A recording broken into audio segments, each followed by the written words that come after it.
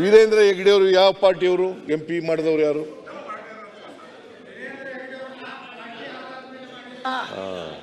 ಅವರ ಒಂದು ಧರ್ಮದ ಅವ್ರ ಪಾರ್ಟಿ ಆಧಾರದ ಮೇಲೆ ಮಾಡಿಲ್ಲ, ಅವರು ಜನಸೇವೆಯನ್ನು ಮೆಚ್ಚಿ ಮಾಡಿದ್ದೀರಿ. ಓಕೆ, ಅವರ ಧಾರ್ಮಿಕ ಪ್ರಚಾರವನ್ನು ಮೆಚ್ಚಿ ಮಾಡಿದ್ದೀರಿ, ಧಾರ್ಮಿಕ ಕೆಲಸಗಳಲ್ಲಿ ಅವರನ್ನು ತೊಡಗಿರ್ತಕ್ಕಂಥದ್ದನ್ನು ಮಾಡಿದ್ದೀರಿ. ಅವರು ಪತ್ರ ಬರೆದಿದ್ರು.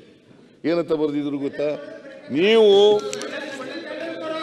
ಶಕ್ತಿ ಯೋಜನೆಯನ್ನ ಜಾರಿ ಕೊಟ್ಟ ಮೇಲೆ, ಯೋಜನೆಯನ್ನ ಜಾರಿ ಕೊಟ್ಟ ಮೇಲೆ ನಮ್ಮ ದೇವಸ್ಥಾನದ ಆದಾಯ ಹೆಚ್ಚಾಗಿದೆ, ಮಹಿಳೆಯರು ಜಾಸ್ತಿ ಜನ ಬರ್ತಾ ಇದ್ದಾರೆ. ಇದು ನಾನು ಬರೆದಿದ್ದ